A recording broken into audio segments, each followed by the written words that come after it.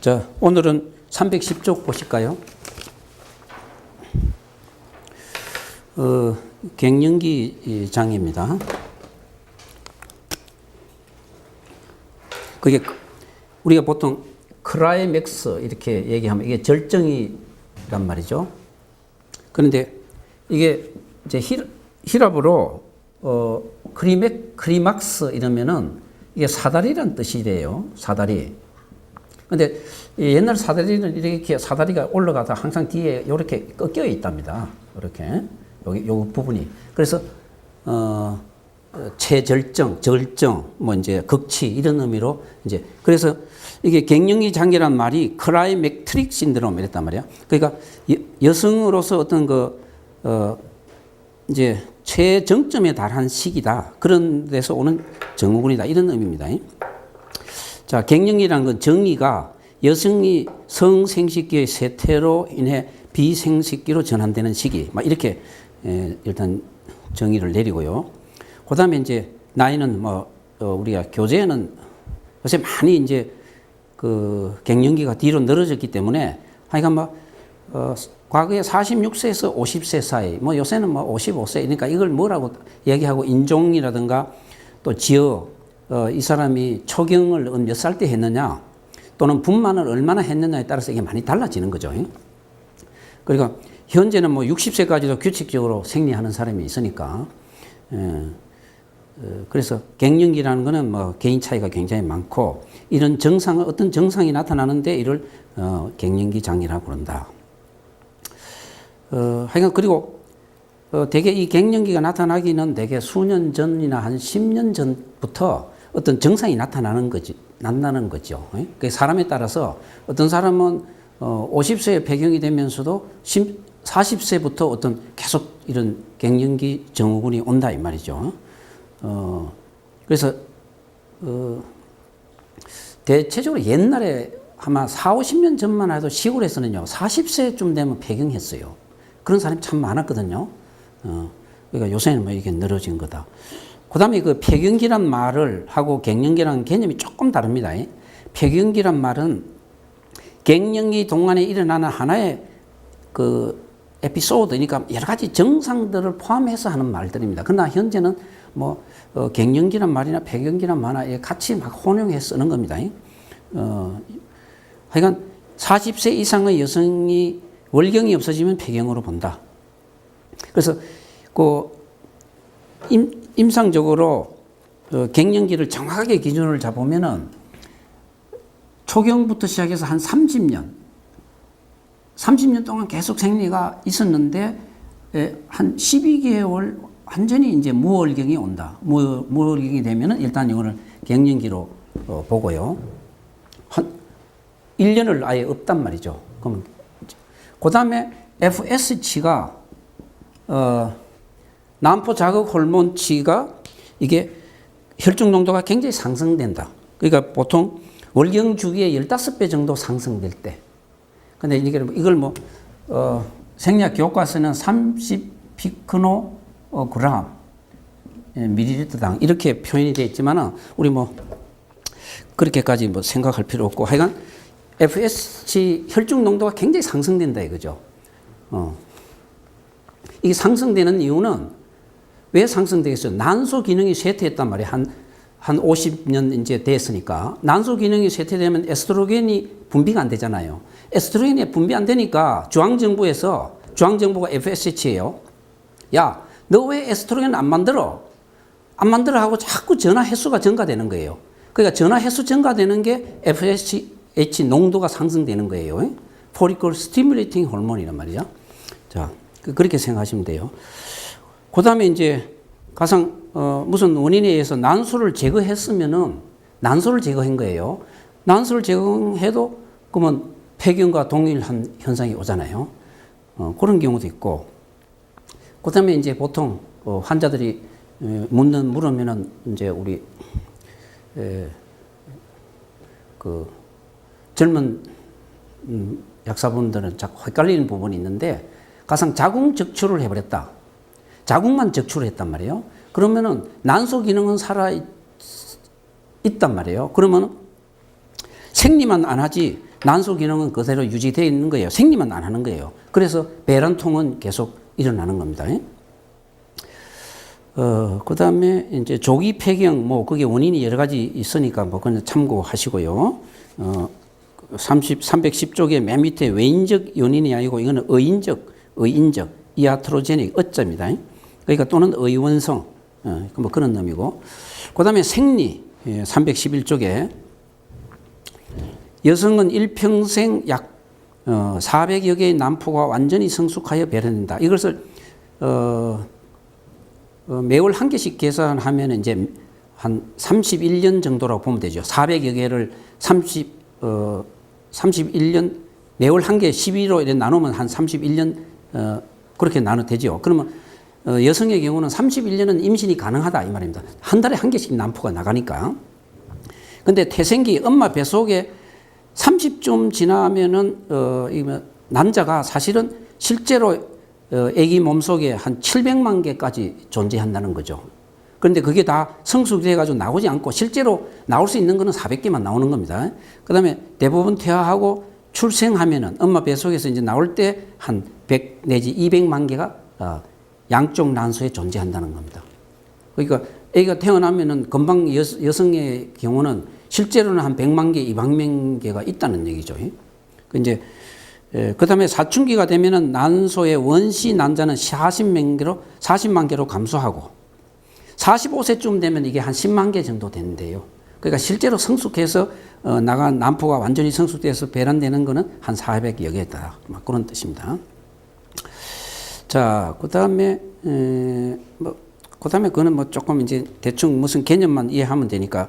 자, 아까 제가 5번에 보시면은 증가된 FSH 그랬단 말이에요. 그러니까 난포가 기능이 쇠퇴했으니까 이제 노화돼서 이제 되니까 중앙정부에서 야, 빨리 왜 너 난포 성숙 안 해? 하고 FSH를 계속 전화한다. 이런 개념이에요. 전화 횟수가 많은 게 FSH 농도가 증가되는 거예요. 그러니까 그러면 난포의 신속 발달을 이제 그러면 자꾸 증가되면 일시적으로는요, 폐경기가 돼도 이게 또 난포가 단기간에는 유발된다는 거예요. 그래서 이제 폐경기가 되면은 월경 주기가 단축돼서 첫 임상 증상으로서는 말하자면 그래도 또 생리할 때가 있단 말이에요. 그게 부정기적으로 자꾸 생리 기간에 있다 없다 이렇게 되는 거죠. 그러면 그러나 에스트로겐은 감소되기 때문에 에스트로겐이 감소되면은 어떤 현상이 오냐면은 에스트로겐은 항상 황체화 호르몬, LH 호르몬을 포지티브 피드백 하는 거예요. 그러니까 에스트로겐치가 높아가야 LH가 증가되는 거예요. 그 신호가 전달돼요. 중앙정부에. 그 파동을 유발하지 못한다. 에스트로겐이 감소되니까. 그래서 배란이 안 된다. 또는 되더라도 막 불규칙하게 된다. 그래서 처음에는 이제 폐경기가 되면은 가령 28일 형태 중에서 항상 처음에는 이 난포기가 줄어들어요. 불규칙하게 되지만은 그러면 28일형에서 뭐 25일, 4일 되더라도 나누면은 이 앞쪽이 좁아진다 이 말이에요. 그 말입니다. 이론적으로 그렇다. 그래서 월경주기가 불규칙하게 되는데 되게 앞쪽이다. 그리고 나중엔 또 황처기도 짧아지고 결국은 소실되는 거죠. 그리고 경우에 따라서는 내막은 정식하는데 배란이 안 되는 경우도 또 생긴다. 그러니까 뭐 생리가 이제 부정지적으로 되고 그래서 결국은 배란이 완전 중지되고 결국 월경이 종식된다. 뭐 그런 얘기입니다. 그 다음 페이지 넘기죠. 하여간 지난 시간에 말씀드렸던 28일에서 14일을 딱 기점으로 해서 한 13일쯤 돼서 LH가 24시간 전에 피크를 이룬다. 배란, 알을 쫓아낸다 이 말이죠. 난소에서 알을 쫓아낸다. 그게 그 개념만 딱 가지고 앞 단계는 이 에스트로겐 호르몬이 지배하고 후반부는 프로게스테론이 지배한다. 그 그림만 마음속에 딱 해주면은 이게 다 해결이 되는 문제예요. 그 다음에 9번에 위쪽에 FSH는 폐경 후 3, 5년에 최고치에 이른다. 아까 내가 전화 횟수를 얘기했습니다. 그 다음에 LH는 폐경 후 3, 5년 후에 최고치를 이루는데 이거는 정식기에 약 3배 정도 올라간다. 막 그런 얘기입니다. 그래서 여기도 제가 드릴 말씀은 많은데 이거 뭐 얘기가 자꾸 길어질 것 같아서 그냥 지나갑니다. 자, 정상은 이제 뭐 이건 너무 잘 알죠. 폐경기 여성의 한 4분의 1 정도에서 치료를 요할 정도로 아주 불편한 증상이 나타나는데 뭐 안면 홍조가 제일 많죠. 이거는 에스트로겐이 없어지기 때문에 오는데 한 여성의 80%가 얼굴이 화끈화끈 달아온다. 뭐 그런 얘기죠. 불면, 정서장애, 우울증, 에스트로겐 감소로 인해서 이상 성감증. 그러니까 에스트로겐이 떨어지면은 되게 분비물이 줄어들어서 성교통이나 불쾌감, 불감증, 질이 위축되고 이래서 여성의 경우는 대부분의 경우가 이제 성을 이제 회피하려는 그런 이제 이런 이상 성감증이 온다. 요도염이 오고 골다공증, 그다음에 동맥경화성 순환기 질환도 오고, 그다음에 밑에 뭐 일상적으로 오는 거 월경 장애, 두통, 피로, 흥분, 현기, 심계항진, 뭐 이런 불감증 등이 온다. 뭐 그런 얘기입니다. 자, 그다음에 막 뛰어넘겠습니다. 대개 이게 호르몬의 기본 개념만 알면은, 그다음에 313쪽에 에스트로겐 테라피, 에스트로겐 이제 이때 에스트로겐 테라피는 우리 과거의 조상들이 뭐 이런 거 했겠어요. 그래서 치료 대상은 근본적으로는 자, 이 에스트로겐 테라피가 사실은 논란이 참 많습니다. 그러나 찬성하는 쪽은 그래도 삶의 질을 높이지 않나, 막 이런 얘기죠. 예. 근데 정확하게 얘기할 때는 치료 대상은 안면 홍조가 심할 때,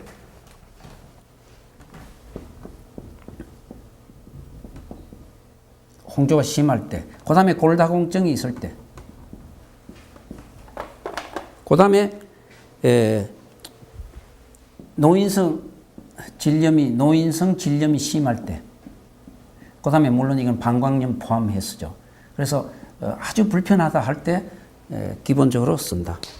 뭐 물론 금기사항은 유방암이나 자궁암을 앓은 경험이 있거나 또는 자궁출혈이 계속될 때, 이럴 때는 안 씁니다. 그 다음에 뭐 간질환이나 혈전증 있을 때도 하면 안 됩니다. 혈전증.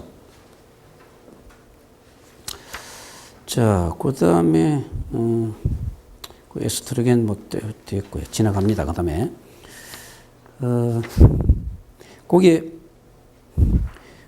생리적 에스트로겐 하고 있죠. 313페이지에 에스트로겐의 에스트라디올, 에스트론, 에스트리올 하는 것은 우리 몸속에 정상적으로 존재하는 에스트로겐입니다. 그러니까 이걸 포함해서 우리가 에스트로겐즈라고 하면은 이런 것들이 다 포함됩니다. 여기서 에스트라디올이 제일 활성이 큽니다. 그 다음에 이제 에스트론은 에스트라디올보다는 활성은 좀 작지만은 여러 가지 이렇게 합성해가지고 이 형태를 여러 가지 에스트로겐 제제 속에 이렇게 의약품으로 많이 쓰는 형입니다. 그 다음에 그게 이제 포합 자연형, 이거는 뭐 프레마린은 뭐 아주 유명한 약이지 않습니까? 임신 암말의 오줌에서 이제 얻은 자연형입니다. 자, 그 다음에 합성 에스트로겐은 그 다음 넘어서 에치닐 에스트라디올, 흔히 뭐 약자로 EE 이래가지고 줄여서 에치닐 에스트라디올 줄이는 거. 그 다음에 메스트라놀.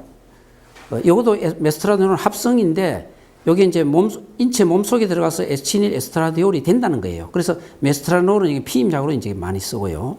그 다음에 디에칠 스틸베스테롤.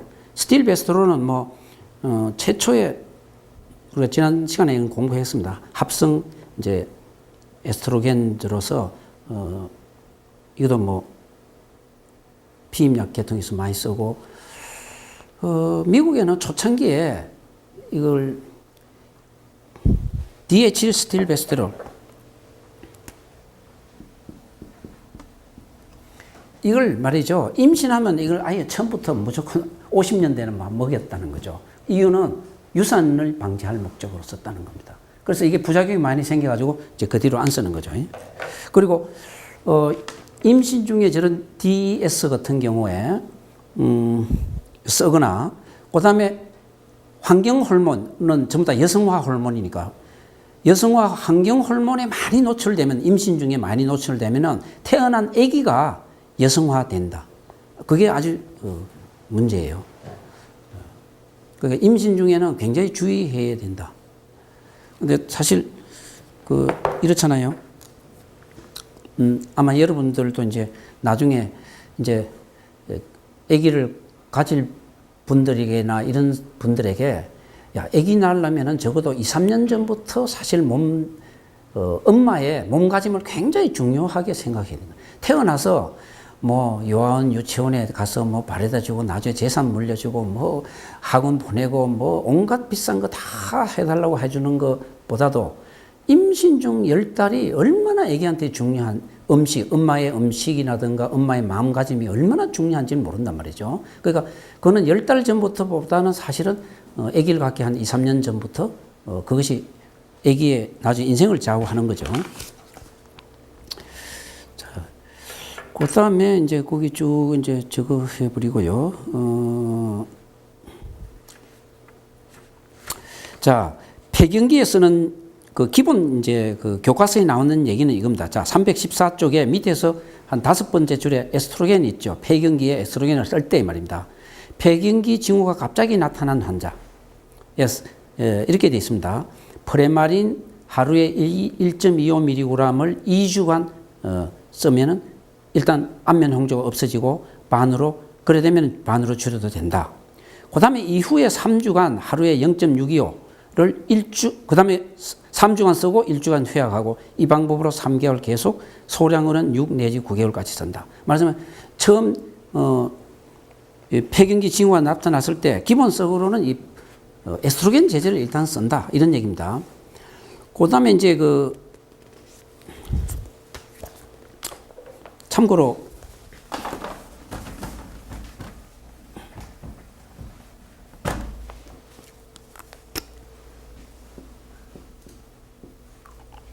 이 쇠링이 뭐 세계적인 이 여성 호르몬 제제를 개발해가지고 세계적으로 뭐 아주 많은 경험과 그 권위 있는 회사이기 때문에 이 회사에 권장하는 폐경기 호르몬요법이 폐경기 호르몬요법입니다. 크게 두 가지가 있어요. 폐경전기 기본 개념만 이해하면 됩니다. 자, 그럼 에스트라디올, 이건 뭘 써도 돼요. 에스트라디올 1mg 곱하기 2회. 이래가지고 생리주기, 참고로 이렇게 보시면 이제 우리가 기본적으로 이 생리 사이클하고 마음속에 두면 돼요. 제5일부터 20일간. 그럼 여기 이제 플러스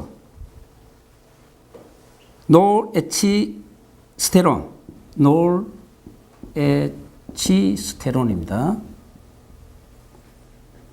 여기 5mg. 상품명으로 하면 이게 프리모트N이에요. 알아듣기 쉽게. 요거 일정시 곱하기 생리주기 15일부터 24일까지 추가를 하는 거예요. 자, 요게 기본 개념이 이건 이렇게 보면은 월경 주기에 맞춰준다는 얘기예요. 그래서 과거에 이제 우리가 여성들이 약국에 와가지고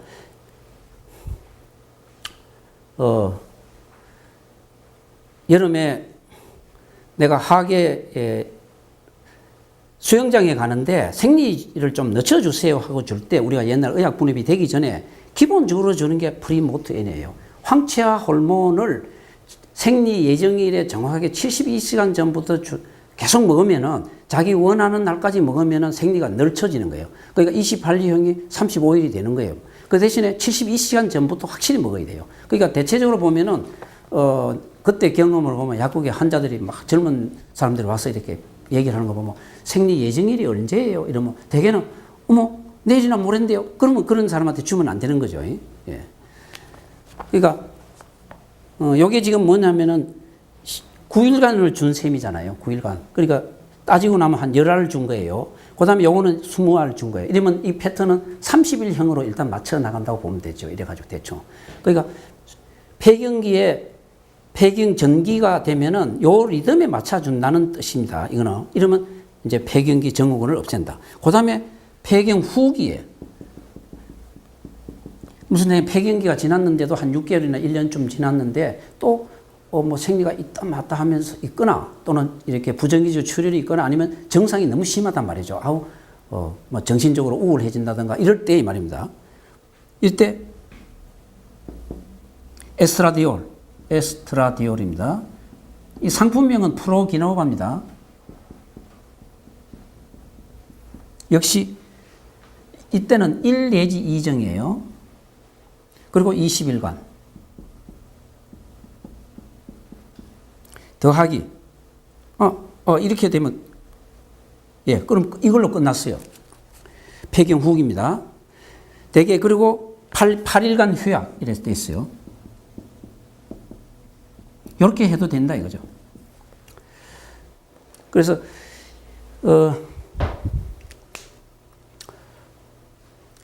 이렇게 뒤에 항상 이렇게 보면은 프리모트 N을 쓰는 이유는 항상 뭐냐면 너무 에스트로겐만 많이 쓰면은 자궁 내막이 자꾸 정식이 일어나는 거예요.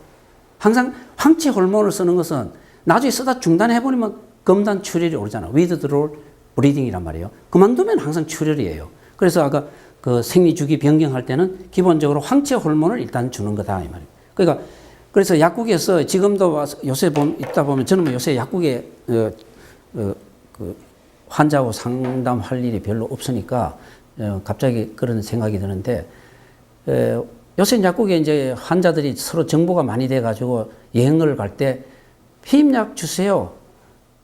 이거 저거 생리 연기되지요? 이런단 말이에요. 그럴 때 여러분들은 항상 대답을 그렇게 해야 됩니다. 그래야 책임을 면하지. 나중에 요새는 환자들이 크레임 같은 걸 걸고 이상한 이제 환자들도 많기 때문에 이거 약사들이 참 조심해야 될 거는 연기하려면 72시간 전부터 복용을 해야 되는데 정확하게 하려면 병원에 가서 처방을 받아 오세요. 이렇게 해야 됩니다. 이게 원칙이에요. 대원칙. 그리고 뭐 알아서 하세요. 예를 들어서 저는 거기에 대해서는 말은 더 이상 하지 않겠습니다만은 여러분이 가서 쓰시려면 써보세요. 나는 거기에 대해서는 더 이상 정확하게 즉 무슨 얘기냐면 월경 연기가 되는지 안 되는지 내가 확답을 못 드립니다라고 얘기하는 게 아주 중요하다 이 말입니다. 자칫하면 일종의 덤터기가 서는 거죠. 크레임이 걸린단 말이에요. 그러니까 생리주기 연기하러 온 분한테는 항상 병원 가서 처방받아 오세요. 그리고 72시간 전이어야 될 겁니다. 이렇게 하는 게 중요하다 이 말입니다. 괜히 그거 뭐 피임약 1개, 2개 줬다가 나중에 클레임이 걸린단 말이에요. 앞으로 이제 변호사 수도 많아지고 나면 클레임들 걸릴 가능성이 굉장히 높습니다.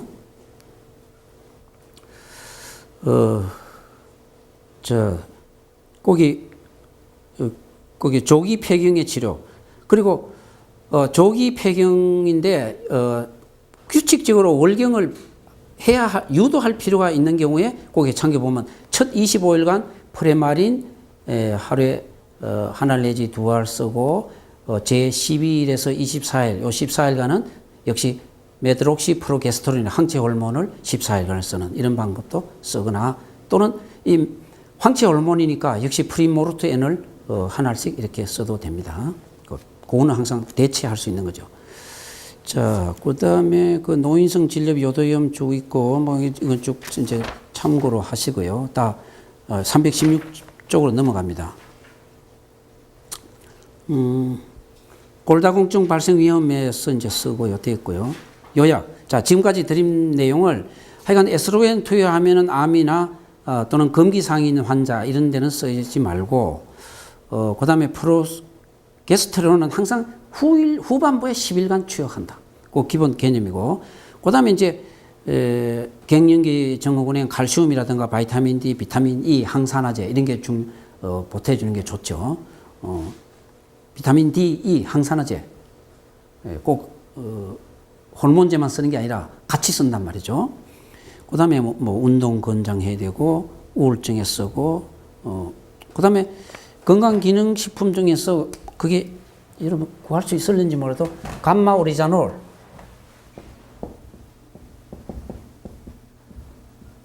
이 든 제제가 감마오리자놀이 이게 한 하루에 100mg 정도 이렇게 주면은 소위 그 폐경기 나이 많은 분에게 소위 그 자율신경실조증 그러니까 교감신경하고 부교감신경이 제멋대로 막 나이가 들어가면서 그 호르몬 밸런스가 맞춰지지 않아 가지고 이런 그 소위 자율신경실조증의 감마오리지널 같은 것도 굉장히 도움이 된다. 자, 여기까지 하고 제가 지난 시간에 조금 미흡했던 부분을 정리해 드립니다.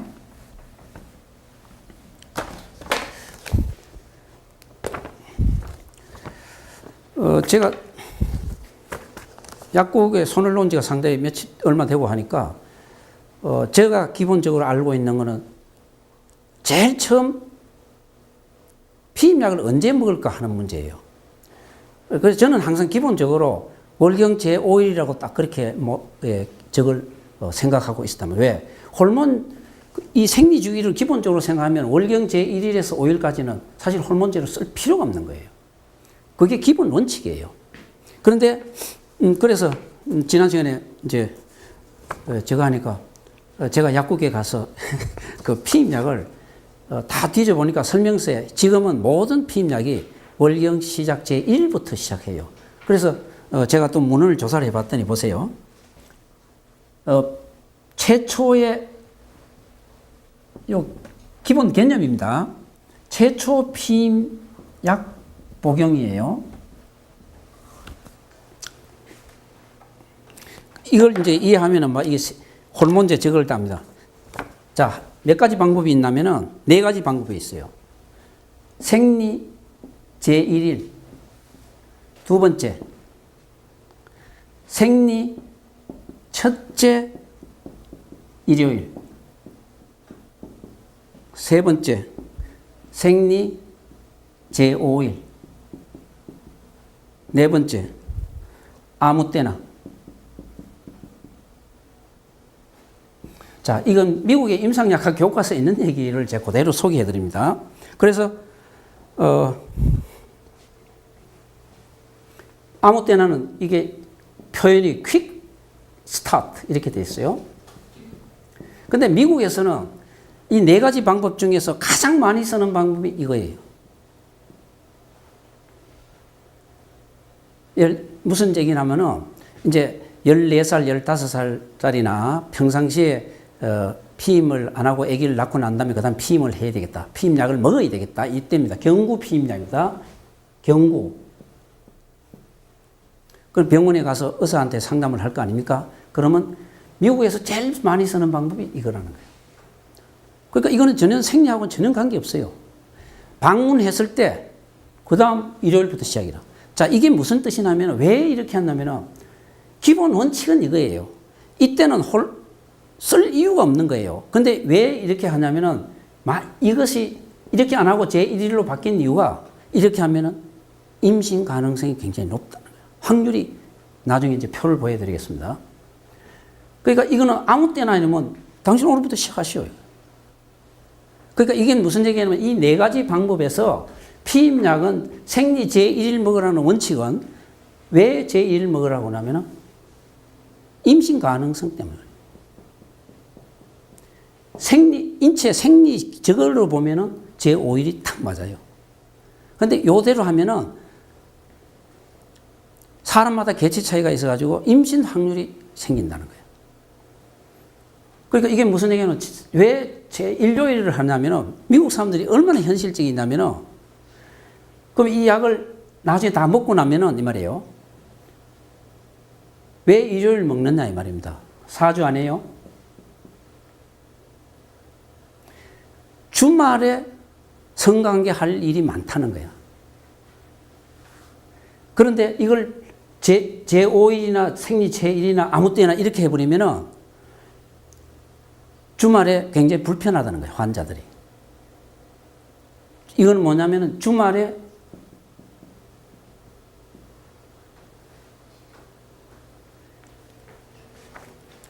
그러니까 생각해 보세요. 일요일부터 의사가 방문했는데 월요일 왔다. 그럼 환자한테 너 일요일부터 먹어라. 그 대신에 조건이 있어요. 오늘부터라도 성관계를 하려면은 반드시 제2의 피임법을 쓰라고 권장한다는 거예요. 됐죠? 예. 그래서 요렇게 쓰는 이유는 다음 달부터 주말에 생리를 안 하기 위해서 그렇다는 거예요. 주말에 생리하면은 이제 주말에 대개 금, 토, 일부터 생리를 하게 되면은 불편하대요, 환자가. 그래서 제일 먼저 시작하면 일요일에 쓴다. 이게 미국에서 제일 많이 의사가 권장하는 법. 그러니까 제가 옛날에 그냥 무조건 교과서적으로 기억하는 게는 제5일째. 이거 왜냐면 그 리듬에 맞는 건데 요새 보니까 무조건 생리제 1부터. 그래서 옛날 제가 기억하기는 그때가 미니브라인가? 그건 확실히 제5일부터 설명서에 되어 있더니 요새가 미니브라를 보니까 바뀌었더라고. 자, 이상입니다. 그래서 원칙은 뭐냐? 결국은 환자하고 오해를 풀기 위해서는 그냥 설명서에 대해 따르는 게 환자하고 트러블이 제일 없는 방법이죠. 자, 그 다음에 미국의 이제 피임약 중에는 21일간 쓰는 약에다가 7일짜리 가짜가 들어있어요. 그럼 가짜 속에는 엽산이나 철분이 들어있는 거 있고, 그 다음에 24일간은 유효 성분, 에스트로겐하고 프로게스테론을 썼거나, 뭐 에스트로겐 단독 하나만 썼거나, 4일은 가짜짜리 있고, 그런 정제가 있고, 그 다음에 아예 91정짜리가 있어요. 이거는 84일을 계속 먹는 거예요. 그러면 84일을 계속 먹고 7일을 가짜 약으로 넣어놨어요. 플라시보를. 그럼 뭐냐면은 3개월간 생리 안 하는 거예요. 3개월에 한 번씩만 하는 거예요. 미국에는 피임약이 그렇게 세 가지 타입이 있다. 21일에다가 7일 가짜, 24일에 4일 가짜, 91정짜리. 그러니까 얼마나 실질적인 방법이냐 이 말입니다. 이제 정리가 됐습니까? 예. 그래서 이 그림을 한번 이제 보겠습니다. 그림 한번 볼까요? 이거 그림이 워낙 이게 커서 희미한데, 자, 대충 감으로 잡으세요. 자, 미국에서 현재 쓰이고 있는 경구용 피임제 이랬단 말이에요. 그럼 요거는 50 마이크로그램 이상짜리입니다. 에스트로겐이 50 마이크로그램 이상 들었어요. 그러면 여기에 보면 메스트라놀이 75ml 들었단 말이에요. 요게 이제 50ml 이상이잖아요. 그 다음에 이게 황체 호르몬 프로제스테론이 5.0이에요. 요런 제제가 있고, 그 다음에 50 마이크로그램짜리가 쭉 있고, 여기 있어요. 그러면 되게 50 마이크로그램짜리가 있고, 이건 에스트로겐이에요. 요거 황체는 1.0 뭐 이런 단위로 나가니까 이건 여가는 되게 맞춰 놨겠죠. 자, 에스트로겐이 50 마이크로그램 미만이에요. 미만은 여기 쭉 제제가 있는데 다 하나씩 보지 않고 대충 보니까 35, 35, 35 이렇게 쭉 내려가 있죠. 20짜리도 있고. 그래도 황체 호르몬 쪽은 1.0, 1.0 또는 0.5 이런 식으로 내려가 있어요. 그러니까 회사마다 이렇게 조금 다르게 에스트로겐 양이 좀 달라요. 그 다음에 또 보세요. 그 다음에 이제 바이페식 컨비네이션 컨트라셉티가 있어요. 경구용 피임약인데 이게 폐경기 치료용이 아닌데도 2단계로 성분이 되게 달리 되어 있는 게 있단 말이죠. 그러니까 첫날에서 10일까지는 요게 35, 0.5로 나가고, 그 다음에 제 11일 때부터 21일째까지는 뒤에 황체 호르몬을 1.0으로 조금 높여놨어요. 배로. 그 다음에 3상이 있어요. 트라이페이식 컨비네이션 컨트라셉. 이건 피임약이에요. 그러니까 1일에서 7일까지, 8일에서 14일, 15일에서 20일까지를 여기 뒤에는 황체 호르몬을 조금 달리 했어요. 그 다음에 다른 회사 거도 보면은 이건 다 35로 되어 있는데 뒤에가 0.5, 1.0, 0.5. 요게 황체 호르몬의 양만 조금씩 바꿔놓은 거예요. 그러니까 이건 무슨 얘기냐면은 미국에서는 피임약도 색깔이 다 있어. 이렇게. 거기다 날짜를 탁탁 적어 놓은 거죠. 이렇게. 자. 우리나라만 이렇게 3 시퀀스 해가지고 뭐 이렇게 색인데, 그 다음에 보면 황체 호르몬 단독으로만 된, 피임약이 있어요. 요거는 이제 상품명이 뭐 미크로놀 뭐 이런 게 있는데 보면 에스트로겐은 아예 없어요. 그러니까 황체 호르몬만 0.35로 꾸준히 넣어 놓은 거예요. 이렇게. 됐죠. 그 다음에, 피임을 조절하는, 쓰는 방법으로는 여기 보시면 이제, 콤비네이션, 지금 이제 에스트로겐 호르몬하고 프로게스테론 호르몬 콤비네이션 타입의, 임신율이에요. 그러니까 완벽하게, 환자가 다 지키도 1000명 중에 하나는 임신한다는 거예요. 여기 0.1%예요. 근데 보통 그냥 일반적인 방법으로 하면 한 7%까지 임신율이 생긴다는 거예요. 이건 정확하게 지킨 거예요. 이거는 그냥 일반적으로 그 설명서대로 따라도 이렇다 이 말입니다. 이거는 퍼펙트 유스예요. 그다음에 요게 프로게스테론 호르몬만 단독으로 하는 경우에는 이거는 0.5%니까 자꾸 높아지죠. 그것도 7%. 그다음에 주사를 하면은 3개월마다 황체 호르몬을 3개월마다 주사하는 거는 0.3%, 3%. 임신율이 제법 높잖아요. 그다음에 트란스더말 표피에 뭐 붙이는 거. 이거는 위클리 일주일에 한 번씩 붙이는 것도 0.3, 8%. 그다음에 서브더말 프로제스틴 임플란트 그 황체 호르몬을 피하에다가 이렇게 심는 거 있어요. 이거는 우리나라에도 많이 쓰더라고요. 산부인과 전문 의사들이 매 3년마다 하나씩 바꾸는데 이거는 0.05로 임신율은 많이 떨어져요. 0.05니까. 그러나 이쪽의 경우는 뭐 통계치가 없다. 지금 그런 얘기입니다. 그 다음에 아까 이제 이 환자에게 제일 처음 할 때 그러니까 아무 때나 오는 날부터 뭐라 하면 이건 다른 방법이 필요 없잖아요. 만약에 지금부터 먹으세요. 이러면 오늘 의사 상담 왔을 때 제5일이 뭐 기다리지 말고 제1일 기다릴 필요 없이 오늘부터 시작하세요 하면 처음에 그다음 리듬이 깨지지만 첫 달만 리듬이 깨지는 거잖아요. 그 완전히 이제 바꾸는 거죠. 생리 주기를. 이러면은 다른 피임법을 썼지만은 이런 것들은 조건이 무조건 제2의 피임법을 첫 달만 쓰라요. 자, 그게 여기 여러 가지 쓰는 방법이 뭐 살정충제도 있고 뭐 다른 스폰지법이 있고 그러니까 그거는 됐고요. 자, 이게 이제 의사 처방전 없이 이제 사후 피임약 판매 오늘 신문에 나길래 저는 소개해 드리는 겁니다. 이제 하여간 여기 뭐 오늘 신문에 보니까 이제 이런 내용도 알잖아요. 사실은 사후 피임약은 미국에는 벌써 그냥 OTC예요. OTC예요. 그리고 여러분 잘 알다시피 그 시메티딘 제제 타그메트나 또는 파모티딘 다른 그다음에 다른 그 항위궤양제도 OTC로 팔리고 있잖아요. 자, 여기까지 하고 이제 다음 또 시작하겠습니다.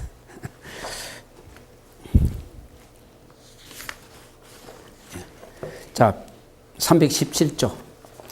그러니까 기본적으로 하여간 그 리듬만 이해하면 된다. 기본 개념은 그거예요. 자, 빈혈, 정의는 적혈구의 숫자 감소. 그 다음에 2번에 보면 적혈구의 숫자 감소거나 적혈구 내 헤모글로빈 농도 감소. 뭐 이렇게 해서 조직과 혈액 사이에 산소와 CO2 교환이 제한되어 있는 상태. 그러니까 결국은 혈액의 산소 수송력이 감소된 거죠. 그래서 보통 이 적혈구가 증가되어 있는 경우는 고도가 높은 주민은 적혈구 숫자가 많죠. 그거는 이해가 되지 않습니까? 그 다음에 신생아는 또 많아가지고 보통이 적혈구가 한 비율이 45% 되는데 적혈구 비율입니다. 그 신생아는 한 50 내지 60% 정도까지 이렇게 많다는 거죠. 그 다음에 근데 신생아도 이 헤모글로빈치는 1살 되면 또 다시 이렇게 정상으로 내려온대요. 근데 60세 이후가 되면은 뭐 헤모글로빈치가 또 감소되겠죠. 이제 노화되니까. 그 다음에 일반적으로 남성이 여성보다 좀 헤모글로빈치는 높다. 그게 이제 빈혈의 이제 정의를 고려내려놨 밑에 보면은 빈혈 헤모글로빈 농도는 남자는 100cc 속에 13g이 헤모글로빈인데 여자는 한 12g이잖아요. 그러니까 조금 여자가 좀 낮아요. 그 이하일 때 이제 빈혈이라고 정의를 하는 거죠. 그래서 혈구비로 해면 정상적으로는 혈구비가 45예요. 근데 헤마토크리트라고 그래서 적혈구층만 있잖아요. 전체 혈액 중에서. 그러면 39% 이하 떨어질 때 빈혈이라고 한다 이 말입니다. 45에서 그만큼 떨어졌을 때, 여성은 37% 이하일 때. 정상은 남자의 경우에 한 17g인데 여자는 14g. 좀 헤모글로빈 농도는 그런데 신생아 경우는 한 130%, 60세 이후에 되면 한 90% 정도 낮아져 있다. 그래서 요거는 이제 적혈구고, 요가 더불어서 이제 일반적으로 백혈구 증가증 하는 거 우리가 상식적으로 백혈구 증가되는 건요. 세균 감염이 오면은 백혈구 항상 증가되는 거 기억해 두시면 돼요. 백혈구 세균 감염입니다. 그 대표적으로는 맹장염이에요. 중수염. 그래서 옛날에는 하여간 옛날 40~50년 전에 하여간 의사들이 그 맹장염 진단은요. 그냥 복진하고 환자에게 물어봐고 리바운드 텐더니스 그거 확인하고 정상 들어보고 백혈구가 숫자 가지고 확인하는 거예요. 옛날에는 무조건 그렇게 했어요. 그 다음에 백혈구 이제 여기는 뭐 없습니다. 백혈구 감소증은 바이러스 감염은 백혈구가 감소 된다는 거죠. 바이러스 감염은 참고로 간염에도 바이러스가 감소됩니다. 자, 그 다음에 빈혈의 분류 보면은 적혈구 형태를 기준으로 하는 방법. 분류 방법은 어디 가잖아요. 이건 학자들이 그 편의성으로 나눈 거지 뭐 이게 진리다라고 된 건 아니다. 항상 질병을 분류할 때는 기준을 이제 얘기하죠. 적혈구 형태를 기준으로 한다. 그러니까 대적혈구성 빈혈 이러면은 하여간 골수 속에 하여간 비정상적인 거대 적혈구가 이제 많아졌다 이 말입니다. 예, 대적혈구성 빈혈. 이유는 B12나 엽산 부족 때문에 그렇다. 그래서 얘들이 우리가 갑상선 질환에 배울 때처럼 B12하고 엽산이 부족하면은요, 세포 수는 감소하는데 세포 크기는 커진다는 거예요. 이게 적혈구 숫자는 떨어지잖아요. 그래야 빈혈이죠. 그런데 크기는 더 커진다는 거예요. 오히려.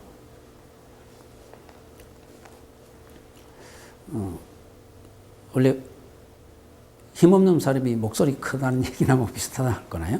자, 소적혈구성 빈혈.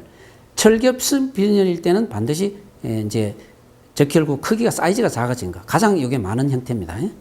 자, 그 다음에 정적혈구성 빈혈. 적혈구의 생산이 감소되거나, 그러니까 적혈구 모양은 똑같다 이 말이죠. 생산이 감소되거나 적혈구 파괴가 증가된 경우, 또는 교통사고 나서 피를 입었으니까 빈혈은 됐지만은 실혈에 의해서 정적혈구성 빈혈이 온 거죠.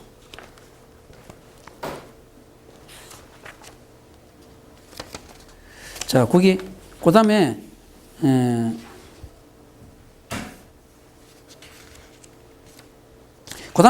생리적, 이거는 적혈구 형태에 따른 거고, 또 생리적 특성에 따른 분류도 있습니다. 그 생리적 특성에 따른 분류는 319쪽에 있어요.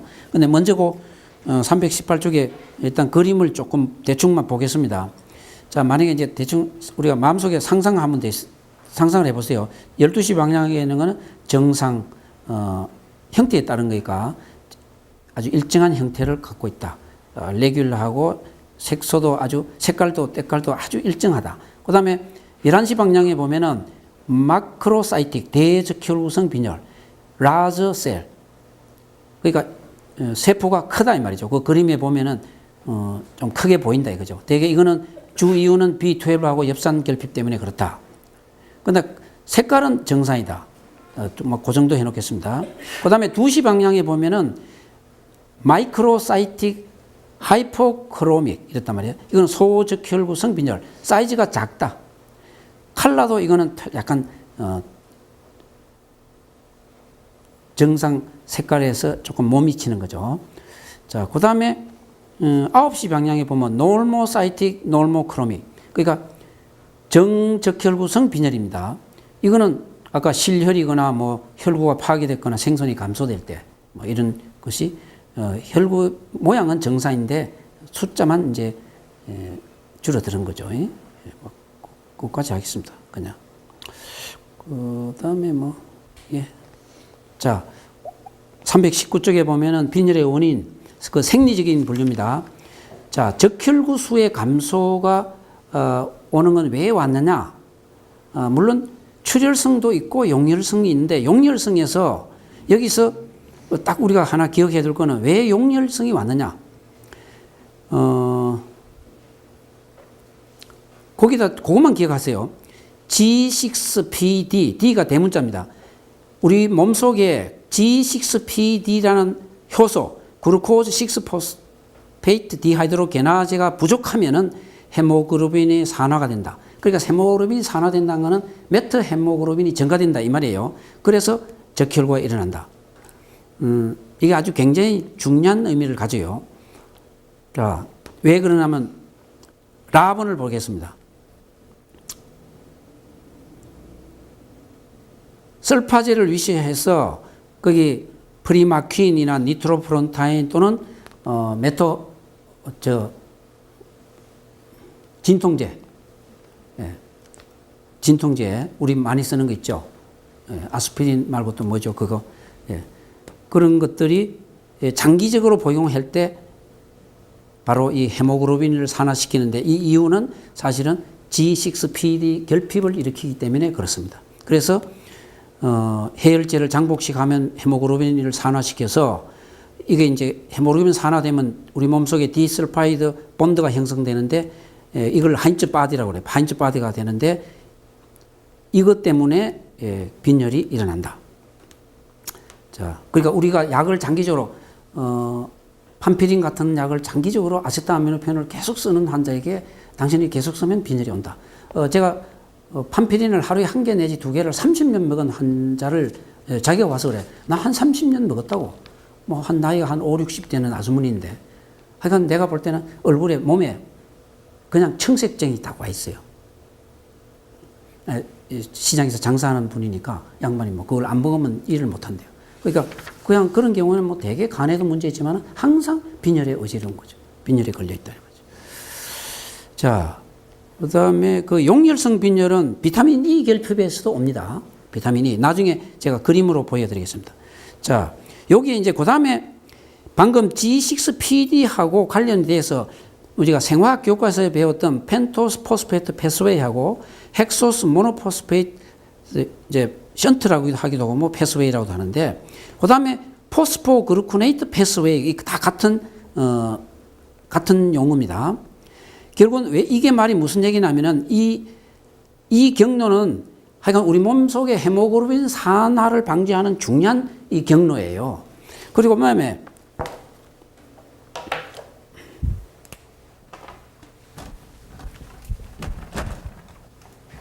지금 생화학 교과서를 지금 이 경로 HMP나 PPP 경로를 얘기하면은 여러분 좀 헷갈리지만은 요걸 이해하기 위해서 몇 쪽을 보냐면요. 자, 338쪽을 보세요.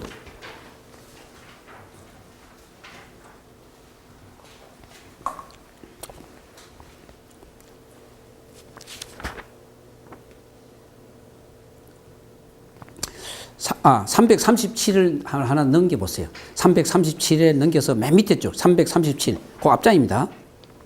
맨 밑에 줄만 먼저 읽어보겠어요. 적혈구의 수명을 좌우하는, 지금 아까 용혈성 빈혈 하다가 여기까지 왔어요. 적혈구 수명을 좌우하는 두 개의 효소계가 존재하는데, 말이요. 우리 몸에는 넘어갑니다. 첫째, 338쪽에 위에입니다. 하나가 G6PD 효소계고, 그 다음이 피루베이트 키나제 이 효소 두 개가 존재를 해요. 그래서 이게 지금 무슨 얘기냐면 그 그림을 먼저 보겠어요. 자, 적혈구도 세포잖아요. 그러니까 ATP가 필요로 하죠. 근데 적혈구 하는 일은 우리 몸속에 산소를 공급하잖아요. 우리 몸속에 60조 개의 세포가 있다고 보면은 적혈구는 얘들한테 산소 공급책이잖아.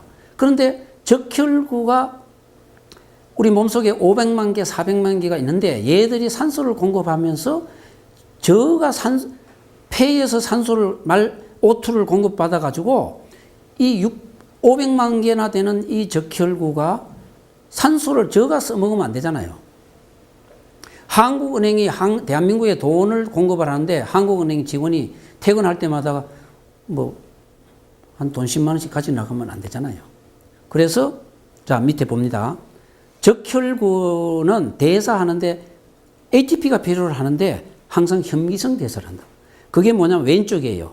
자, 저 위에 12시 방향에 글루코즈 유틸리제이션, 적혈구가 글루코즈를 이용을 하는데 글루코즈 6포스페이트에 대해서 왼쪽으로 먼저 보겠습니다. 피루베이트 키나제 효소에 의해서 락테이트 하면 이거는 현미성 대사잖아요. 이걸 통해서 ATP를 만드는 거예요. 그러면 적혈구는 왼쪽을 통해서 거기 보면 이랬어요. 이것을 우리는 생화학 교과서에 뭐라고 얘기했냐면은 엠덴마이어호프 패스웨이라고 그래요. 그러니까 글루코즈 대사의 적혈구는 글루코즈를 이용하는데 90%를 이경로를 이용해서 이용한단 말이야.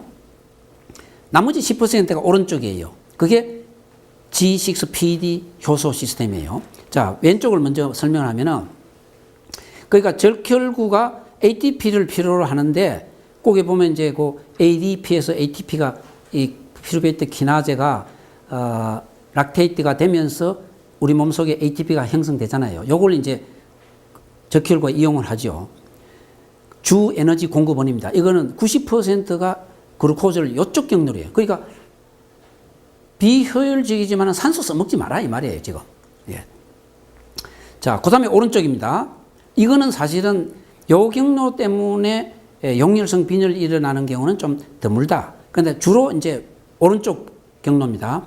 오른쪽 경로에 그 화살표 위에 뭐라고 하면 글루코즈 6포스페이트 디하이드로게나제잖아요. 만약에 이 경로를 통해서 우리 몸속에 결국은 ATP를 만들고 하는데 이거는 물론 글루코즈 대사의 10%, 이게 이제 헥소스 모노포스페이트 션트입니다. 만약에 이 경로에서 뭘 생성하느냐면은 NADPH가 부산물로 생겨요. 이 경로에서. 그래서 이 효소가 부족하면 NADPH가 생기지 않으면은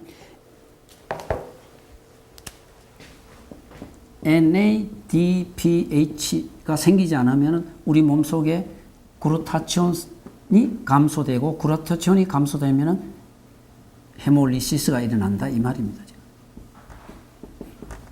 근데 이 효소를 아까 우리가 예를 들어서 프리마킨이나 또는 아세트아미노펜이나 이런 약을 계속 많이 먹으면 이 효소가 만들어지지 않아서 용혈성 빈혈이 온다. 지금 그런 얘기입니다.